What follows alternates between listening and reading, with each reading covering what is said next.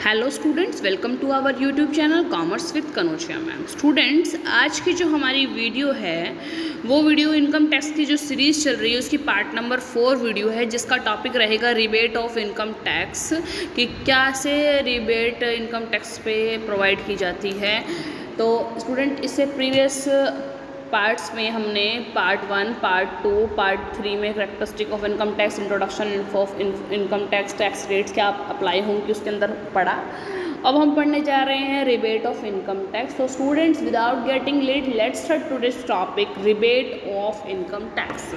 तो देखिए, in case of an individual resident in India whose total income does not exceed 5 lakh shall be entitled to a deduction from the amount of income tax payable up to 12,500। देखिए, अगर एक case ऐसा है जिसमें एक individual है जो India में रहता है, ठीक है, जिसकी टोटल इनकम 5 लाख से ज़्यादा नहीं है, उसको एक डिडक्शन मिलेगी टैक्स के अमाउंट में से, इनकम टैक्स के अमाउंट में से उसको एक डिडक्शन मिलेगी जो कि 12,500 से ज़्यादा नहीं होगी। ठीक है, तो यानी कि ये बोल सकते हैं कि रिबेट की जो मैक्सिमम लिमिट है वो 12,500 रुपये है। ठीक है, 12,500 रुपये रिबेट की एक मैक्सिमम लिमिट है, इससे कम हो सकती है, इससे ज़्यादा नहीं होगी। ठीक है, the key features of section 87A are as under.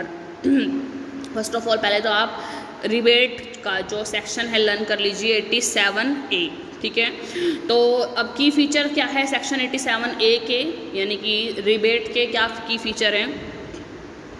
First, rebate under section 87A is available only to a resident individual. एक इंडिविजुअल रेजिडेंट इंडिविजुअल के लिए अवेलेबल है। Rebate under section 87 is not available to HUF, AOP, BOI, firm, company and non resident individual. इनके लिए नहीं है, एक simple resident individual resident के लिए है। ठीक है, सेकंड है, there is a ceiling on the total income for claiming rebate under section 87। एक ना सीलिंग, सीमा बनाई हुई है किसकी, इनकम की, रिबेट को क्लेम करने के लिए, कि एक जो residence person, individual resident person है, उसकी एक सीमा क्या है, 5 लाख तक की इनकम है। Total income after all deduction including deduction under chapter 6A should not exceed 5 lakh, यानी कि टोटल इनकम सारी डिडक्शन कंप्यूट करने के बाद 5 लाख होनी चाहिए। ठीक है, the total income exceed 5 lakh then no rebate under section 87 will be admissible. अगर 5 लाख से डिडक्शन देने के बाद 5 लाख से इनकम ज़्यादा बढ़ जाती है तो आप 87A के अंडर कोई भी रिबेट नहीं ले सकते। ठीक है, आगे देखिए, total rebate is limited to a maximum of 12,500, मतलब इसकी मैक्सिमम लिमिट 12,500 होगी। In short, lower of actual income tax liability of the resident income individual taxpayer ₹12,500 is available as deduction under 87A। यानी कि income tax में से आपकी जो rebate है वो कम से कम 87A के अंडर 12,500 रुपये में माइनस हो जाएगी, रिबेट मिल जाएगी आपको। आगे है, this rebate is available on the tax computed before charging of education and health cess which is 4% at present. यानी कि जब इनकम टैक्स आपका कंप्यूट करोगे तो इनकम टैक्स के बाद पहले आपको रिबेट मिलेगी और फिर इनकम टैक्स में से रिबेट माइनस करके फिर उसके ऊपर आप एजुकेशन एंड हेल्थ सेस लगाओगे। ठीक है, एक चीज़ हमने पढ़ा सरचार्ज। सरचार्ज तो वहाँ पर था जिसकी इनकम 50 लाख से 1 करोड़, तो यहाँ तो हम सिर्फ 5 लाख की बात कर रहे हैं, तो सरचार्ज का तो कोई टॉपिक ही नहीं छिड़ता। तो इसलिए सिर्फ इनकम टैक्स कंप्यूट करो, इनकम टैक्स कंप्यूट करने के बाद रिबेट दो 5 लाख तक जिसकी टोटल इनकम आई। टोटल इनकम कौन सी होती है, ग्रॉस टोटल इनकम में सारी डिडक्शन प्रोवाइड करने के बाद जो इनकम बचती है वो टोटल इनकम होती है। अगर टोटल इनकम 5 लाख तक आती है आपकी, 5 लाख से एक्सीड नहीं होती, तो आपको क्या करना पड़ेगा, आपको उसके ऊपर रिबेट मिलेगी 12,500 रुपये की। तो आप क्या करोगे, जो इनकम टैक्स आपने कंप्यूट किया है उस टोटल इनकम के ऊपर, उसमें से वो 12,500 माइनस कर दोगे। 12,500 माइनस करने के बाद आपको अब उसके ऊपर हेल्थ एंड एजुकेशन सेस लगाओगे। ठीक है, आगे देखिए rate of surcharge on income tax. यहाँ सरचार्ज की बात आ गई। हमने बात करा था कि 50 लाख से, हमने पहले भी पढ़ा हुआ है, इसे प्रीवियस वीडियो के अंदर आया होगा, सरचार्ज की रेट एप्लीकेबल फॉर इंडिविजुअल और हिंदू अनडिवाइडेड फैमिली और एसोसिएशन ऑफ पर्सन और बॉडी ऑफ इंडिविजुअल और every artificial juridical person for the assessment year 2022-23। तो देखिए where total income including income by way of dividend और इनकम अंडर सेक्शन 111A और 112A of the income tax act exceed, यानी कि जिसकी income 50 lakh से 1 करोड़ के बीच में है उसको सरचार्ज 10% के हिसाब से इनकम टैक्स पर लगेगा।